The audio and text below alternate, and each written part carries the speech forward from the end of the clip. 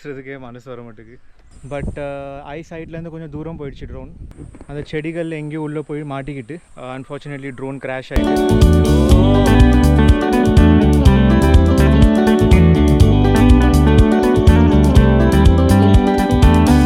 வணக்கம், வந்தனம், namaste and welcome back to the channel. இன்றைக்கி நம்ம ட்ரெக்கிங் பண்ண போகிறோம். அதுவும் மகாராஷ்டிராவில் ஒன் ஆஃப் த இம்பார்ட்டண்ட்டான ஒரு ஃபோர்ட்டு, அதுதான் மாவுலி ஃபோர்ட். ஸோ அதோட என்ட்ரன்ஸில் தான் நான் இப்போ நின்றுட்டுருக்கேன். ஸோ இதுதான் அதோட என்ட்ரன்ஸு, மாவுலி ஃபோர்ட். ஸோ இந்த மாவுலி ஃபோர்ட் வந்து எங்கே லொக்கேட்டடாக இருக்குன்னா, தானே டிஸ்ட்ரிக்டில் அசன்காவ் அப்படின்னு சொல்லிட்டு ஒரு இடத்துல லொக்கேட்டடாக இருக்குது. ஸோ இந்த அசன்காவுக்கு எப்படி வரணும், இந்த ஃபோர்ட்டுக்கு எப்படி வரணும் நான் போகிற வழியில் சொல்கிறேன். அண்ட் இதோட ஹிஸ்ட்ரி ரொம்ப ஒரு சிக்னிஃபிகண்ட்டான ஒரு ஹிஸ்ட்ரி. இந்த ஃபோர்ட்டில் வந்து பயங்கர டிஃபென்சிவான வார்லாம் நடந்திருக்கு. ஸோ அதை பற்றியும் நம்ம வந்து போகிற வழியில் பார்ப்போம். இப்போ வந்து நான் வந்து ஃபோர்ட் ட்ரெக்கிங் நான் ஸ்டார்ட் பண்ண போகிறேன். ஒரு நியர்லி ஒரு 3 hours ட்ரெக்கிங் இது. அப்புறம் இறங்குறதுக்கு ஒரு 2 hours, டோட்டல் 5 hours ட்ரெக்கிங் நம்ம வந்து இன்றைக்கி பண்ண போகிறோம். ஸோ ஆல்ரெடி முன்னாடி வந்து ஒரு டாபா ஒன்று இருக்குது. அந்த டாபாவில் நான் வந்து பிரேக்ஃபாஸ்ட் பண்ணிட்டேன். அண்ட் இப்போ வந்து நம்ம டைம் வேஸ்ட் பண்ணாமல் ட்ரெக்கிங்கை ஸ்டார்ட் பண்ணுவோம். இப்போ டைம் வந்து 8:20 ஆகுது. ஸோ 8:20க்கு நம்ம வந்து இப்போ ட்ரெக்கிங் ஸ்டார்ட் பண்ண போகிறோம். வீடியோக்குள்ள போகிறதுக்கு முன்னாடி ஒரு விஷயம் ஒன்று பார்த்துடலாம். நெக்ஸ்ட் ட்ரிப் பிளான் பண்ணுறீங்களா? யாரை காண்டாக்ட் பண்ணணும், என்ன பிளான் பண்ணணும், எங்கே போகணும், யாரை அணுகணும், ஒன்றும் தெரிலல. கரெக்ட், அதுக்கு தான் சர்ச் மை வெக்கேஷன் அப்படின்ட்டு ஒன்று நான் உங்கள்கிட்ட கொண்டு வந்திருக்கேன். சர்ச் மை வெக்கேஷன் வெப்சைட்டை நீங்கள் விசிட் பண்ணுங்கள். அவங்ககிட்ட நீங்கள் கால் பண்ணுங்கள், அவங்ககிட்ட கேளுங்க. நேஷ்னல், இன்டர்நேஷ்னல் எல்லா பேக்கேஜஸ் அவங்ககிட்ட அவைலபிளாக இருக்குது. ஃப்ளைட்டு, டூரு, ஹோட்டல், டிரான்சிட்டு, அப்புறம் வைல்ட் லைஃப் பேக்கேஜஸ் எல்லாமே ஒன் ஷாட் இவங்ககிட்ட இருக்குது. அதுவும் அஃபோர்டபுள் ப்ரைஸஸில். ஸோ டைம் வேஸ்ட் பண்ணாமல் இவங்களோட வெப்சைட்டை நீங்கள் ரீச் அவுட் பண்ணுங்கள், கால் பண்ணுங்கள், நெக்ஸ்ட் ட்ரிப்பை பிளான் பண்ணுங்கள். ஒரு அருமையான பேக்கேஜ் உங்களுக்காக காத்துட்டு இருக்கு. உங்களோட ட்ரிப்பை நீங்கள் சர்ச் மை வெக்கேஷன் மூலமாக போங்க அண்ட் ஒரு அருமையான மெமரிஸை நீங்கள் கிரியேட் பண்ணுங்கள் for lifetime. All the best. So இங்கே மேலே சர்ச் மை வெக்கேஷன் பர்க் ரொட்டேட் ஆகுற மாதிரி தெரியுதுல்ல. ஸோ இது வந்து என்னோட ஃப்ரெண்ட் விக்கி கிரியேட் பண்ணி தந்திருக்கேன். So thank you Vicky for this lovely பக். ஸோ அந்த கேட், மெயின் கேட் உள்ளே என்ட்ரி பண்ண உடனே ரைட் சைடில் இங்கே வந்து ஒரு டாபா மாதிரி இருக்குது. அங்கே மக்கள்லாம் உட்காந்துருக்காங்க. ஸோ அங்கே தான் வந்து பிரேக்ஃபாஸ்ட்டு, டீ, தண்ணி பாட்டில் எது வேணுனாலுமே நம்ம ஃபஸ்ட்டே வாங்கிக்கலாம். ஸோ நான் வந்து தண்ணி பாட்டில் ஒன்று வாங்கி வச்சுக்கிட்டேன். ஸோ இதுதான் நம்மளுடைய ட்ரெக்கிங் ஸ்டார்ட் பாயிண்ட். மேலே வியூ பார்த்திங்கன்னா அப்படியே பனிமூட்டமாக இருக்குது இப்போவுமே. அண்ட் வெதரும் ஒரு நல்ல ஒரு கூல் கிளைமேட்டாக இருக்குது. ஒரு 20 degree Celsius வெதரில் இருக்கும் நம்ம இப்போ. ரொம்ப வெயிலும் இல்லை அண்ட் ரொம்ப மழையும் இல்லை.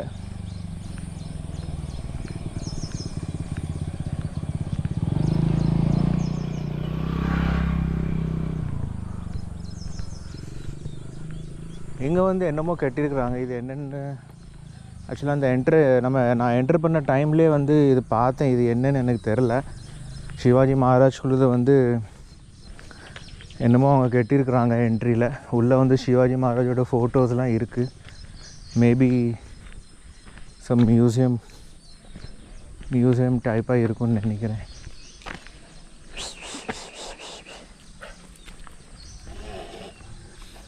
ராஜ்மாதா ஜிஜா ஷாஹாப்பூர் உத்யான். ஸோ கார்டன், சிவாஜி மகாராஜ்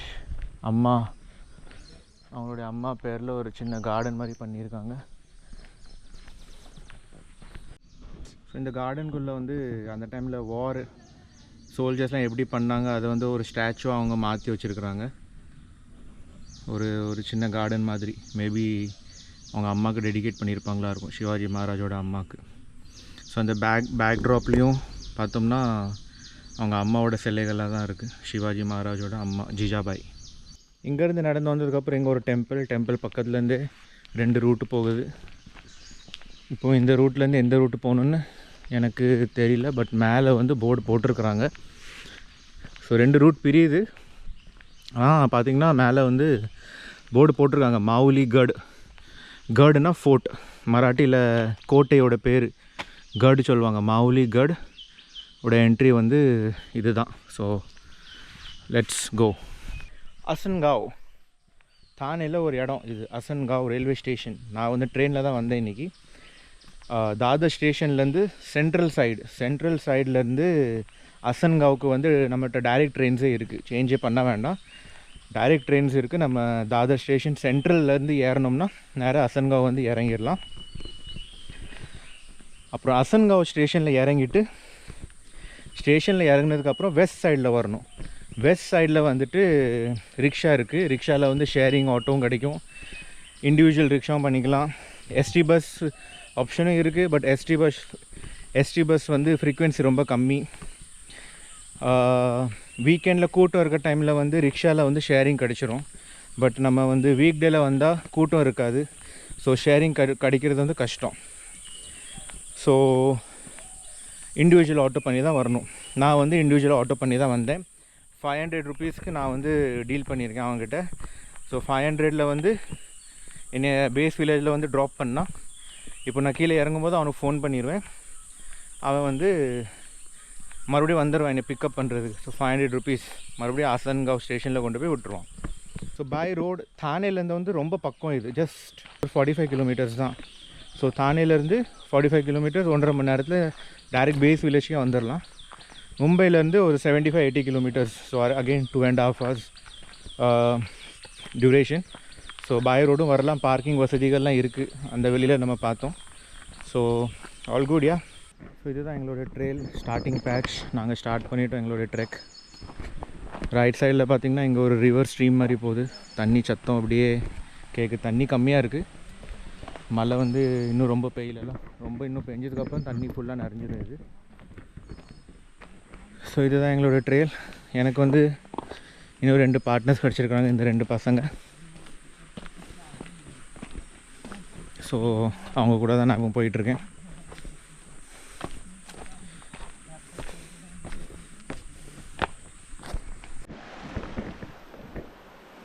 ஒரு பேட்ச் முடிச்சதுக்கப்புறம் இப்போ அதே ரிவர் ஸ்ட்ரீமை நாங்கள் இப்போ க்ராஸ் பண்ண வேண்டிய ஒரு நிலைமை.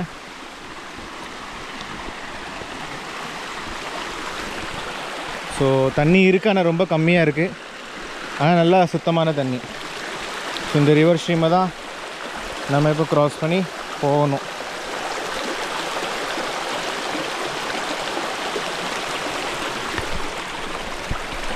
ஓகே, இந்த ட்ரெயில் தெரியுதா? இங்கேருந்து கீழே இப்படி வந்தோம், இந்த மெயின் ட்ரெயிலை பிடிச்சோம். ஸோ அந்த மக்கள் போயிட்டாங்க. நான் அவங்கள ஃபாலோ பண்ணி தான் வந்தேன். ஏன்னா நானும் மறந்துருப்பேன். பயங்கர ரிஸ்க்கான ஒரு ட்ரெயிலாக தான் இருந்தது. எப்படியோ கண்டுபிடிச்சி வந்துட்டோம். So let's see ahead.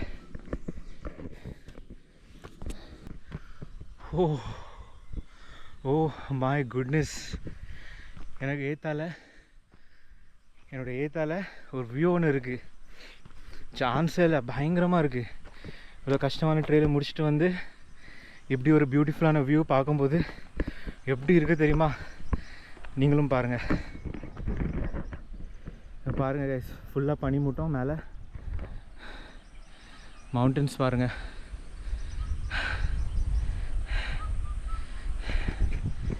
செம்ம வியூவில். ஸோ நம்ம இப்போது இப்படி தான் மேலே போகணும். ஐ திங்க் நம்ம இங்கே ஒரு ட்ரோன் ஷாட் விட்டால் நல்லாயிருக்கும்னு நினைக்கிறேன். இல்லை, நீங்கள் என்ன நினைக்கிறீங்க? விடலாமா ஒரு ட்ரோன் ஷாட்? விட்டுறலாம்.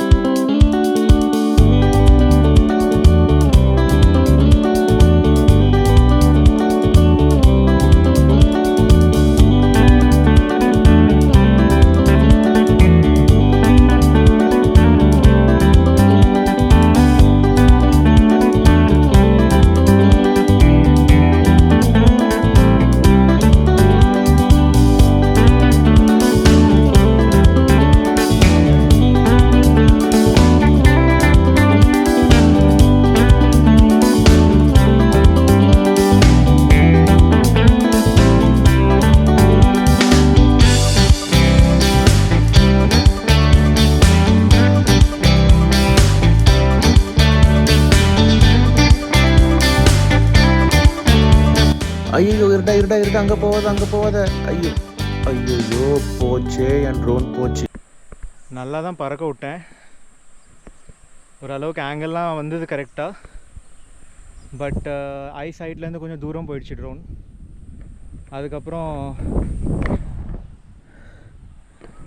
அந்த செடிகள் எங்கேயோ உள்ளே போய் மாட்டிக்கிட்டு எப்படியோ வெளியில் இருக்க ட்ரை பண்ணேன்.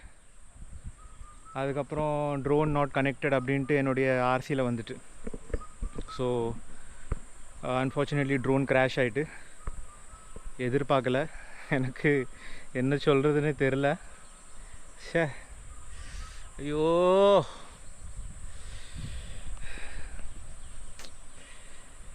இப்படி கிராஷ் பண்ணிட்டேனே நான். எனக்கு என்ன சொல்கிறதுனே தெரில. அவ்வளோ எனக்கு ஏன் மேலே கோவம் வருது. ஓ லார்ட்.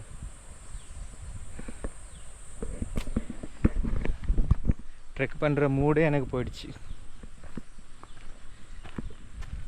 எங்கே மாட்டிகிட்ருக்கோம் என் drone. Not expected, not expected.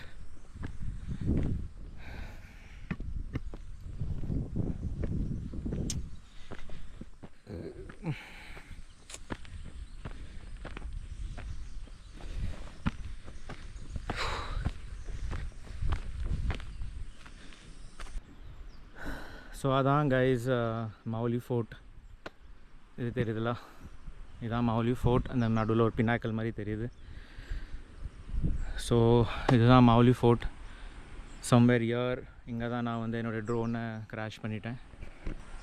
So yeah, எனக்கு சொல்கிறது பேசுகிறதுக்கே மனசு வர மாட்டேங்குது. பட் ஓகே, சொல்லிடுறேன்னா. So Mauli fort for you guys. இது வந்து ஒரு சிக்னிஃபிகண்ட்டான ஒரு ஃபோர்ட் மராட்டாக்காரங்களுக்கு இருந்திருக்கு. Not only Maratha, for Mughals, for Portuguese, எல்லாருக்குமே ஒரு சிக்னிஃபிகண்ட்டான ஒரு ஃபோர்ட். இது கட்டினது வந்து யாதவா டைனஸ்டி. ஸோ எல்லாத்துக்கும் முன்னாடி இருந்த ஒரு டைனஸ்டி தான் இது, Yadava dynasty. So Harihar fort பார்த்துருந்தோம், அதுவும் அவங்க தான் கட்டினது. ஸோ யாதவாஸ் அவங்க தான் இந்த ஃபோர்ட்டும் கட்டியிருக்கிறாங்க. அதுக்கப்புறம் வந்து இந்த ஃபோர்ட்டை வந்து நிசாம் ஷா ஆஃப் அஹமத் நகர் அப்படின்னு சொல்லிட்டு ஒரு ரூலர் வந்து இதை கேப்சர் பண்ணார். அப்புறம் அவர் தான் இது ரூல் பண்ணிகிட்டு இருந்தார்.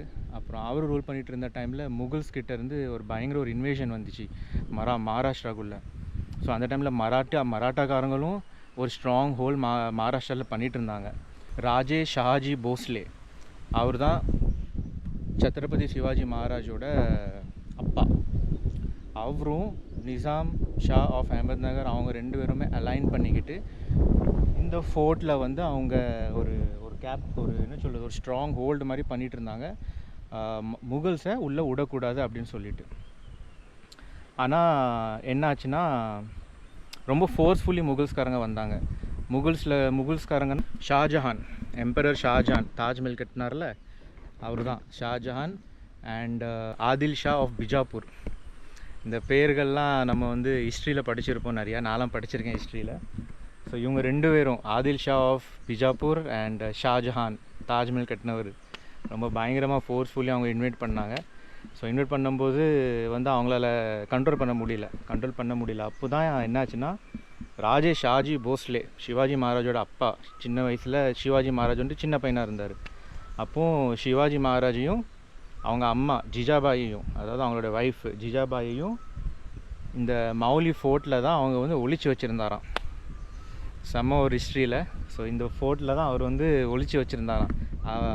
தன் மனைவியும் தன் குழந்தையையும் அவர் வந்து இங்கே ஒளிச்சு வச்சுருந்தாராம்.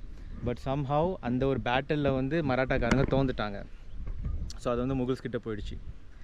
முகல்ஸ்கிட்ட போனதுக்கப்புறம் ஆஃப்டர் 22 இயர்ஸ் வந்து சத்ரபதி சிவாஜி மகாராஜ் பெரிய ஆள் ஆனதுக்கப்புறம் அவருடைய பேட்டலில் வந்து இதை வந்து அவர் ஜெயிச்சார். மறுபடியும் முகல்ஸ்காரங்க அடித்து தோச்சி எடுத்துட்டு மறுபடியும் அவர் வந்து இதை கேப்சர் பண்ணிட்டார்.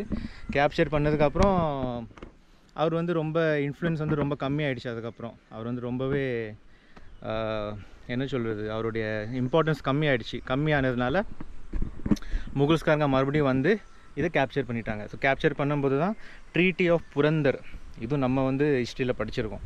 ட்ரீட்டி ஆஃப் புரந்தர் சொல்லிட்டு சைன் பண்ணாங்க. யார்? முகல்ஸும் சத்ரபதி சிவாஜி மகாராஜ் அவங்களும் ட்ரீட்டி ஆஃப் புரந்தரில் வந்து என்னென்னா 23 strategic forts of Maharashtra Shivaji மகாராஜ்குள்ளது. அது எல்லாமே அந்த 23 ஃபோர்ட்ஸில் இது ஒன்றும் வரும், மாவுலி ஃபோர்ட்.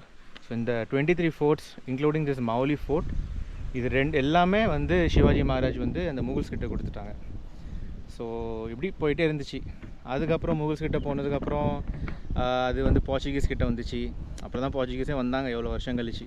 போர்ச்சுகீஸ் கிட்ட வந்தாங்க. போர்ச்சுகீஸ் கிட்ட வந்தது இந்த ஃபோர்ட்டு. அப்புறம் அது பிரிட்டிஷ் இந்தியா கிட்ட போயிடுச்சு. அதுதான் அந்த கல்யாண மேட்டர், டவுரியில் கொடுத்தாங்க இல்லையா. ஸோ அது வந்து அப்படியே பிரிட்டிஷ் இந்தியா கிட்ட போயிடுச்சு. பிரிட்டிஷ் இந்தியா கிட்ட இருந்து அது வந்து மறுபடியும் மராட்டாக்காரங்க சிவாஜி வந்து சத்ரபதி சிவாஜி மகாராஜ் வந்து அது வந்து கேப்சர் பண்ணிட்டார். அதுக்கப்புறம் இப்போ மாடர்ன் டேயில் இது வந்து ஒரு ட்ரெக்கிங் பாயிண்ட்டாக மாறி இருக்கு. எனக்கு மேலே போகணுன்னு ரொம்ப ஆசை, பட் எனக்கு சத்தியமாக முடியல. வேறு என்றைக்காவது ஒரு நாள் நான் வந்து இந்த ஃபோர்ட்டுக்கு வந்துடுறேன். அண்டு ஐ நோ இது இந்த கான்டென்ட்டும் ரொம்ப அப்ரப்டாக இருக்கும். நான் என்ன பண்ணுறது எனக்கு தெரில. பட் ஓகே, இது ஒரு இந்த மாவுலி ஃபோர்ட் பற்றி ஹிஸ்ட்ரி அது ஒரு இன்ஃபர்மேஷன் கொடுத்த மாதிரி ஒரு நான் வீடியோ இதாக வச்சுக்கிறேன். எனக்கு கம்ப்ளீட்லி டிஸப்பாயிண்டட். அதனால் நான் வந்து இப்போது கிளம்ப போகிறேன் கீழே. ஸோ யா, எனக்கு மைட்ரோ எனக்கு அலுவலுவையாக வருது. எனக்கு அலுவலுவையாக வருது. ஒரு ஆசையோடு நான் வாங்கினேன். ஆல்ரைட், நான் உங்களை கீழே போய் மீட் பண்ணுறேன். சத்ரபதி சிவாஜி மகாராஜ்க்கு அவருடைய இந்த ஃபோர்ட்டில் ட்ரோன் பறக்க விடுறது அவருக்கு பிடிக்கலன்னு நினைக்கிறேன். அதனால தான் என்னுடைய ட்ரோன் அவர் பிடுங்கிக்கிட்டார். இந்த ஃபோர்ட் எனக்கு லைஃப் லாங் ஞாபகம் இருக்கும். இந்த பின்னாடி இந்த பினாக்கல் தெரியுதுல்ல, அரௌண்ட் அங்கே தான் எங்கேயும் ட்ரோன் வந்து கிராஷ் ஆச்சு. கீழே இப்போ பேஸ் வில்லேஜ் வந்துட்டேன்னா எப்படியோ ட்ரெயிலில் கண்டுபிடிச்சி வந்துட்டேன். நான் ஒத்தில தான் இருந்தேன். ஸோ அவ்வளோதான் இன்றைக்குள்ள விலாகில். என்ன சொல்கிறேன் நான், அவ்வளோதான். இன்றைக்குள்ள விலாகில் ஒன்றுமே இல்லை. பட் ஸ்டில் இங்கே வரைக்கும் பார்த்துருந்தா இந்த விலாக்கு ஒரு லைக் ஒன்று போட்டுருங்க. ஃபர்ஸ்ட் டைம் பார்க்குறவங்க சப்ஸ்கிரைப் பண்ணுங்கள். See you all in next beautiful vlog. Until then, tada, bye bye.